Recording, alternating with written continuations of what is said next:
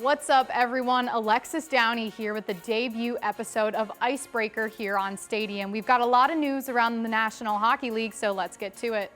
Starting with some good news in St. Louis this week, Jay Bouwmeester returned home and spoke with his teammates on Tuesday after giving a public statement saying he was thanking everyone for all the help they had in his cardiac episode on Tuesday, February 11th in Anaheim.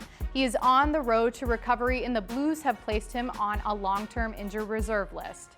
Women are continuing to break barriers in the NHL. NBC Sports announced the first all-female NHL broadcast will be hosted right here in Chicago on Sunday, March 8th. Now, the Blackhawks will be hosting the St. Louis Blues for that game, and it will be on International Women's Day. The broadcast will feature all females, and behind the scenes, there will be 2 female producers as well.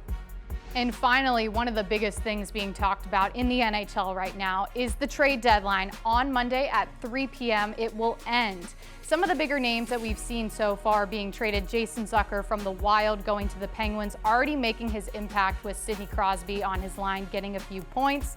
Another name to take note of is Tyler Toffoli going from the Kings to the Canucks. He already made his debut this week. And finally, Brendan Dillon of the Sharks heading out to the Capitals, a great defensive addition for the Capitals. I'm expecting to see quite a few more trades leading up to that deadline on Monday. While the news around the NHL is important, I want to take note of some of the things that are happening off the ice with the teams in the community. Heading out to the Rocky Mountains to start, the NHL, Colorado Avalanche, and USA Hockey partnered to create a special sled hockey bench as a part of the NHL's Legacy Project. Now, the bench was unveiled leading up to the Stadium Series last week in Colorado Springs.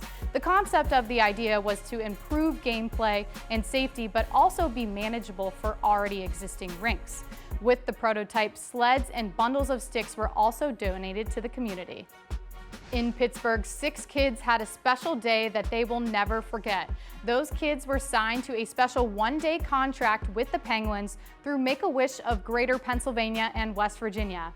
The kids got to enjoy breakfast with the team, hang out in the locker room, and even had their own special press conference with the media, finally ending their day on the ice with the Penguins players themselves. There were a few unexpected guests at the Nashville International Airport last week. Predators Ryan Johansson and Matthias Ekholm joined Southwest Airlines as employees for the day. Come on up, 1 to 15. I'm so nervous. Yeah. They got to direct planes, retrieve cargo, and even got to greet passengers at their gates. And let me tell you, those passengers were pretty surprised to see them, but nonetheless excited. Wrapping things up with this week's Jersey Watch, we're going to head up to Syracuse, New York for the American Hockey League Syracuse Crunch, where they sported special Miracle jerseys. This weekend is the 40th anniversary of the Miracle on Ice, where the U.S. defeated the Soviet Union in the Lake Placid Olympics in 1980. One of the greatest sports upsets in history. I'm Alexis Downie here with Icebreaker. We'll see you next week.